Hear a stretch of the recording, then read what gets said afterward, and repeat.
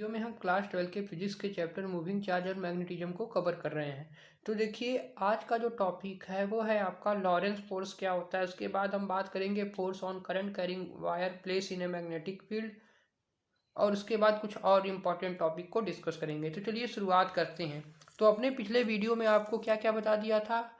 Radius का expression, जैसे radius की वैल्यू क्या होती है एम भी परपेंडिकुलर बाई क्यू बी। उसी तरह टाइम पीरियड क्या होता है 2πm/क्यूबी ये होता है, और फ्रीक्वेंसी की वैल्यू क्या होती है QB/2πm। यानी हमने वहाँ पर आपको पाथ ऑफ जैसे पाथ एंड ट्रेजेक्ट्री, जैसे कि सर्कुलर पाथ जब थीटा की वैल्यू 0 डिग्री हो, स्ट्रेट लाइन कब होता है, यानी उनकी ट्रेजेक्ट्री के बारे में हमने बात किया। यानी पाथ ऑफ चार्ज पार्टिकल, जैसे कि हम जानते हैं कि जो फार्मूला था हमारा फोर्स का क्या था Q × V×V था फार्मूला।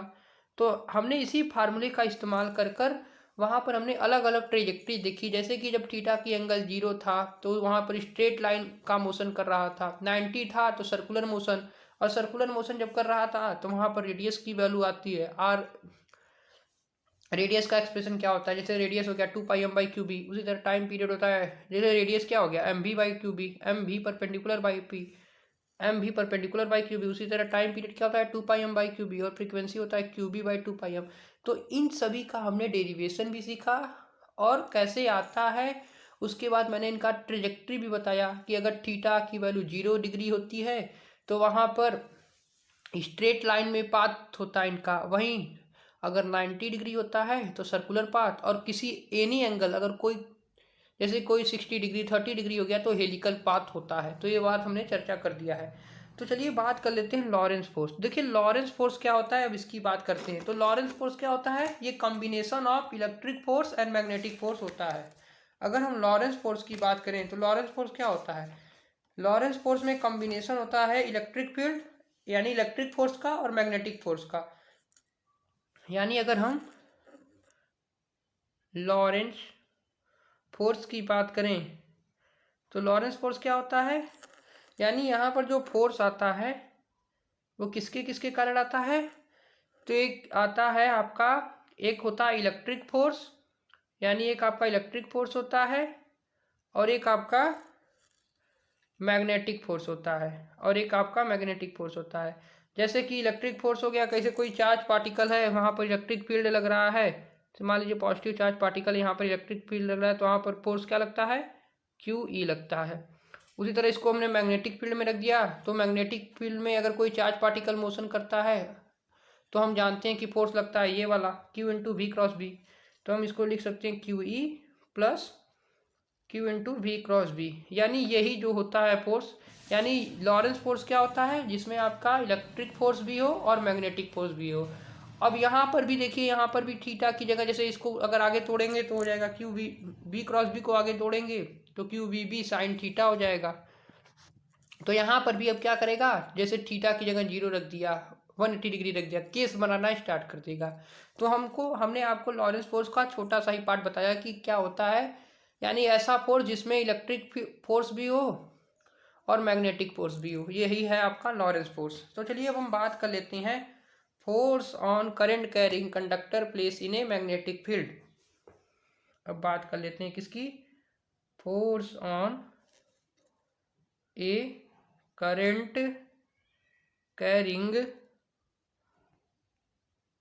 वायर या कंडक्टर भी कह सकते हैं, place in a magnetic field, place in a magnetic field.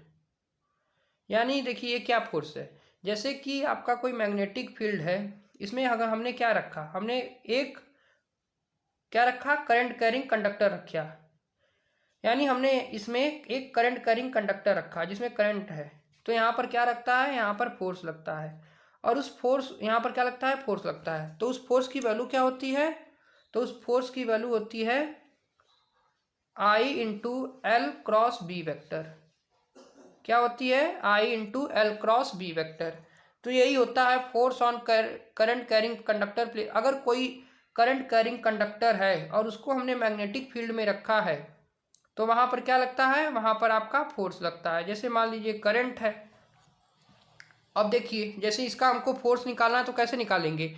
आप यहाँ पर देख सकते हैं कि अंदर की तरफ मैग्नेटिक फील्ड है, करंट इस तरह डायरेक्शन में, तो फोर्स ऊपर की तरफ लगेगा। यानी यहाँ पर फोर्स कहाँ लगेगा, ऊपर की तरफ। यानी ये क्या है, यानी हमने पढ़ा कि whenever there is a, हमने क्या पढ़ा कि अगर कहीं करंट कैरिंग कंडक्टर है और अगर उसको हमने मैग्नेटिक फील्ड में रखा है, यानी अगर कोई करंट कैरिंग कंडक्टर को हमने मैग्नेटिक फील्ड में रखा है तो वो फोर्स लगाता है, तो वहाँ पर फोर्स एक्ट करता है और उस फोर्स की वैल्यू होती है F into I L cross B. अगर आप इसको आगे सॉल्व करेंगे तो होता है I L B sine theta. अब यहाँ पर थीटा की जगह जैसे 0 रख दिया, 180 रख दिया, तो इससे पूछता है कि अगर थीटा की जगह 90 रख, जैसे 0 रख दिया तो यहाँ पर फोर्स 0 हो जाएगी। अगर थीटा की जगह 180 रख दिया तो क्या हो जाएगी, 0 हो जाएगी। वही 90 रखा तो आई एल बी हो जाएगा। जैसे यहाँ पर अगर हमने थीटा की जगह 90 रखा तो क्या फोर्स होगी, तो यहाँ पर फोर्स की होगी आई एल बी हो जाएगा। वहीं अगर हमने थीटा की जगह 0 रख दिया तो फोर्स की वैल्यू क्या हो जाएगी, आई इंटू एल बी साइन 0, और साइन 0 की वैल्यू होती है 0, तो फोर्स हो जाएगा 0। वहीं 180 डिग्री भी रखेंगे तो फोर्स 0 आएगी। यानी यही है, यही क्या है, यही एक प्रकार की फोर्स होती है। यानी अगर कोई करंट कैरिंग कंडक्टर को हम मैग्नेटिक फील्ड में रखते हैं तो वहां पर फोर्स लगता है और उस फोर्स की वैल्यू होती है I into L cross B. अब इसको आगे सॉल्व करेंगे तो I L B sine theta आती है। तो देखिए आपने दो फोर्स पढ़ा, एक चार्ज पार्टिकल जब मोशन करता है तब फोर्स लगता है Q into B cross B, और अगर कोई करंट कैरिंग कंडक्टर को हम मैग्नेटिक फील्ड के अंदर रखते हैं तो वहां पर भी फोर्स लगता है। तो यहाँ पर आप देख सकते हैं, यहाँ पर आप देख सकते हैं कि मैग्नेटिक फील्ड है और ये आपका करंट का डायरेक्शन है, तो फोर्स ऊपर की तरफ आ रहा है। तो ये है force on current carrying conductor place in a magnetic field.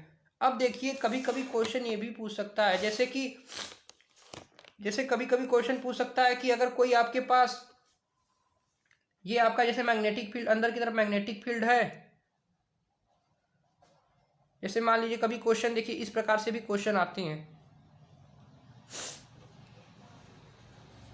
जैसे यहाँ पर हमने क्या रखा, देखिए देखिए इस प्रकार से, जैसे हमारे पास कोई एक प्रकार का क्या रखा है, कोई रिंग रखा है, जैसे इस प्रकार का कोई रिंग रखा है। अब हमको इसका निकालना है फोर्स, फोर्स की वैल्यू बताइए कैसे निकालेंगे। तो देखिए जैसे अगर आपके पास कोई रिंग रखा है, जैसे इस प्रकार का, जैसे कोई सर्कुलर टाइप का कुछ चीज रखा है, तो इस पर फोर्स निकालने के लिए हम क्या करते हैं, तो हम यहाँ पर डिस्प्लेसमेंट लेंथ की सहायता लेते हैं। अब डिस्प्लेसमेंट लेंथ क्या होता है, तो इनिशियल से आप जो फाइनल पॉइंट को जोड़ती हैं इन्हीं को हम डिस्प्लेसमेंट लेंथ कहते हैं। यानी अब यहाँ पर आप रेडियस क्या क्या लेंगे, यानी देखिए जब सर्कल लेंगे तो अब यहाँ पर आपको क्वेश्चन अराइज होगा कि हम रेडियस क्या लें।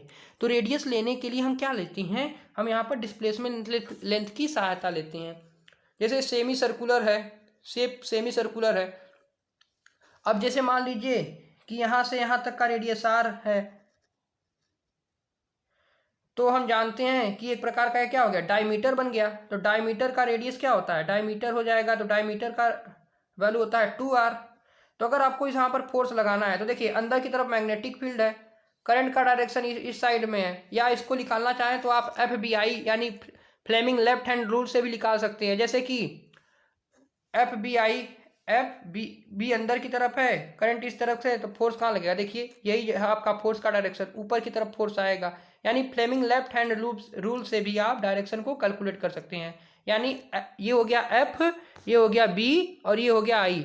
देखिए ये हो गया आपका एफ, ये हो गया बी, ये हो गया आई, ये आपका हो गया एफ, ये हो गया बी, ये हो गया आई। तो जैसे सबसे पहले बी को देखिए, फिर उसके बाद आपने करंट का डायरेक्शन देखा कि यहाँ पर है, तो फोर्स कहाँ आया, ऊपर की तरफ। तो यहाँ पर फोर्स का डायरेक्शन कहाँ आएगा, ऊपर की तरफ। या आप पाम रूल से भी फोर्स का निकाल सकते हैं। तो ये है फोर्स का डायरेक्शन। तो अगर हमको इसका फोर्स निकालना है तो हम क्या लेंगे, तो यहाँ पर हम डिस्प्लेसमेंट लेंथ लेंगे। जैसे सर्कुलर कोई करंट करिंग आ गया तो हम वहाँ पर हम डिस्प्लेसमेंट लेंथ का सहायता लेंगे। डिस्प्लेसमेंट लेंथ क्या होता है, तो डिस्प्लेसमेंट लेंथ निकालने के लिए हम इनिशियल को फाइनल से जोड़ते हैं, वही जो इफेक्टिव लेंथ होता है इसी को डिस्प्लेसमेंट लेंथ बोलते हैं। तो यही क्या है आपका, यही आपका है डिस्प्लेसमेंट लेंथ, यही आपका डिस्प्लेसमेंट लेंथ है। तो डिस्प्लेसमेंट लेंथ क्या हो जाएगा यहाँ पर 2r हो जाएगा। तो यहाँ पर अगर हमको फोर्स निकालना है तो क्या हो जाएगा आई बी और एल। अब यहाँ पर देखिए एल की वैल्यू क्या हो जाएगी आई बी एल आपका क्या है डिस्प्लेसमेंट लेंथ है, तो इसकी वैल्यू हो जाएगी 2r क्योंकि डायमीटर के बराबर है। तो इस तरह से आपके क्वेश्चन पूछे जाते हैं। बात कर लेते हैं force between two parallel current carrying wire. तो मान लीजिए कि आपके पास दो infinity parallel current carrying wire है, यानी देखिए ये भी आपका इन्फिनिटी करंट कैरिंग वायर है और ये भी आपका इन्फिनिटी करंट कैरिंग वायर है। अगर ये दोनों आपस में सेम है, जैसे इसका I1 और I2 दोनों का डायरेक्शन क्या है सेम है, तो यहाँ पर ये फोर्स जो होते हैं वो क्या होते हैं अट्रैक्टिव होते हैं, तो ये आपस में अट्रैक्ट करेंगे। वहीं एक आपका I1 मान लीजिए ये है और I2 आपका ये हो गया, तो यहाँ पर अब फोर्स आपस में क्या करते हैं रिपल करते हैं, तो आपस में क्या करेंगे रिपेल करेंगे। तो यहाँ पर देखिए क्वेश्चन बोर्ड में राइज होता है कि डिफाइन कीजिए 1 एम्पियर करंट।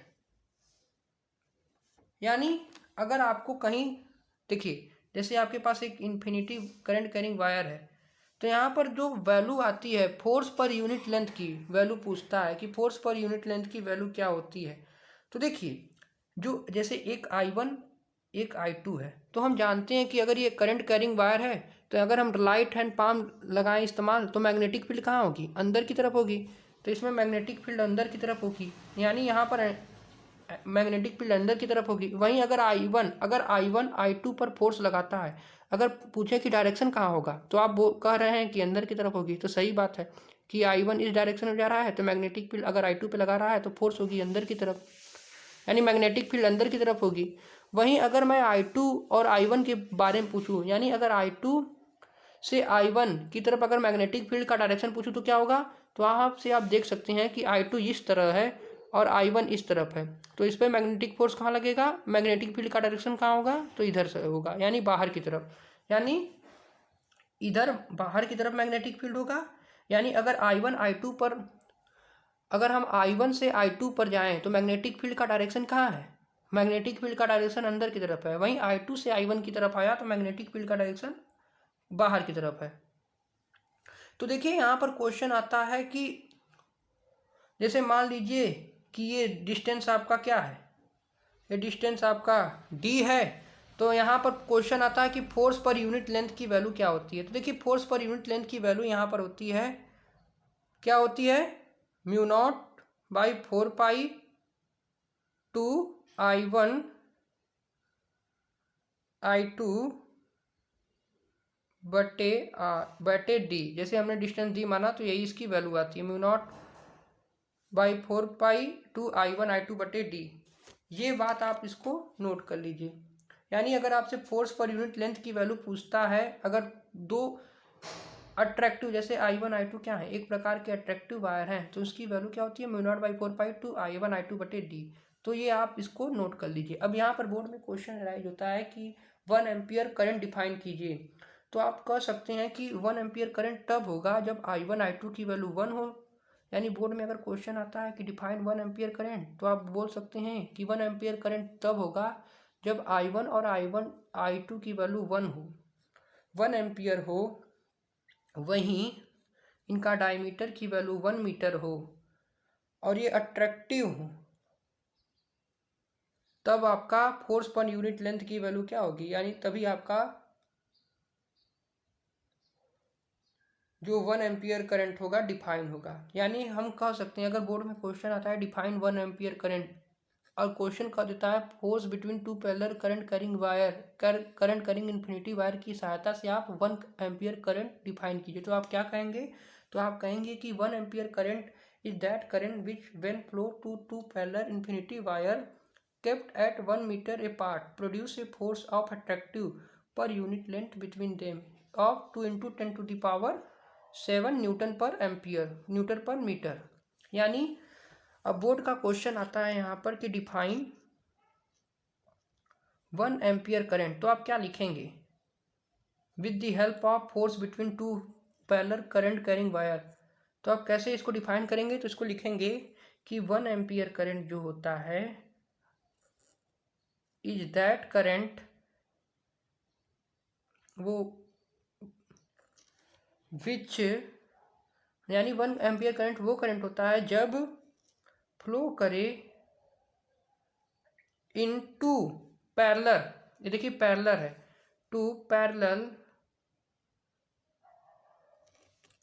इन्फिनिटी, ये आपका इन्फिनिटी है, infinity wire kept at 1 meter apart produce a force of attractive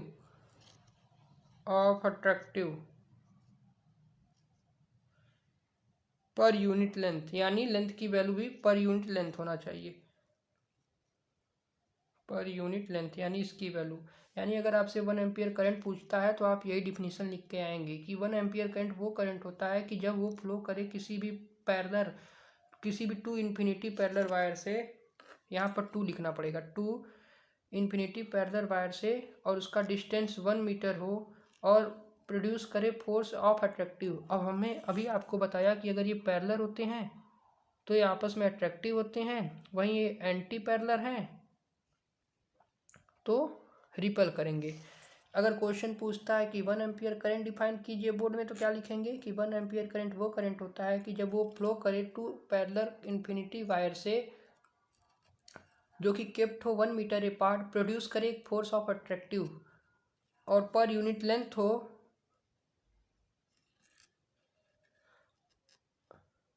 और उनके बिटवीन देम ऑफ 2 × 10⁻⁷ न्यूटन पर मीटर हो।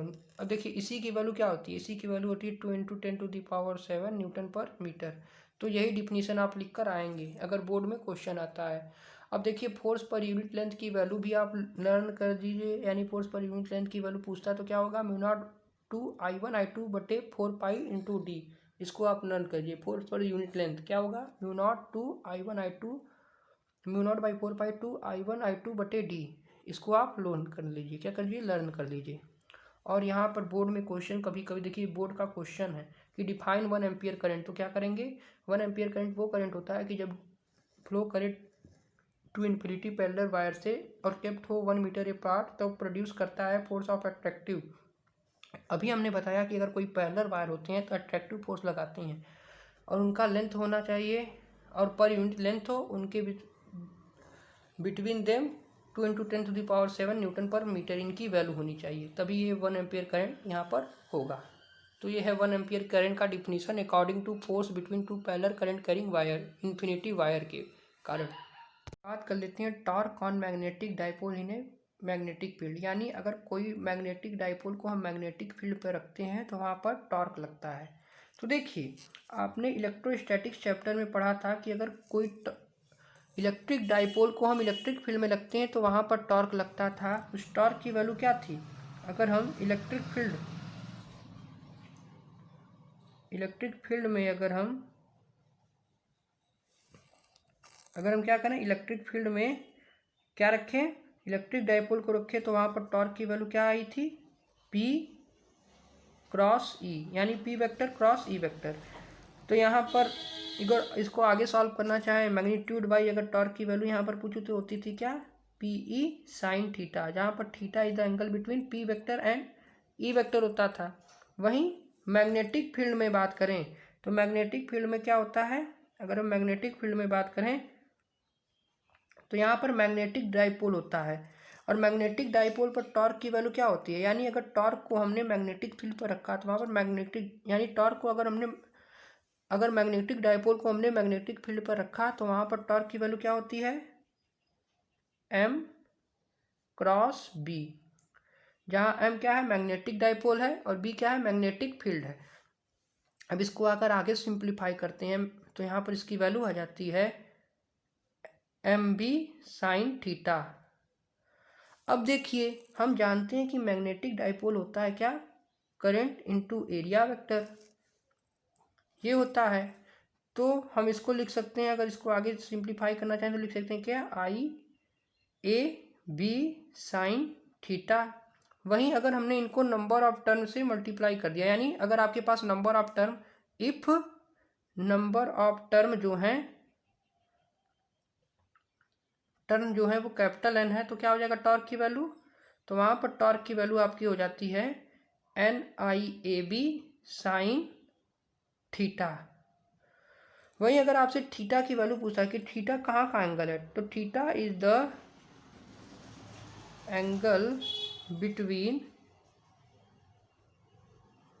Area vector and magnetic field. तो ये है आपके टॉर्क के बारे में, यानी अगर हमने टॉर्क को मैग्नेटिक फील्ड पर रखा तो क्या वैल्यू होती है, वहीं इलेक्ट्रिक फील्ड पर रखा तो क्या वैल्यू होती है। तो ये है torque on magnetic dipole in a magnetic field.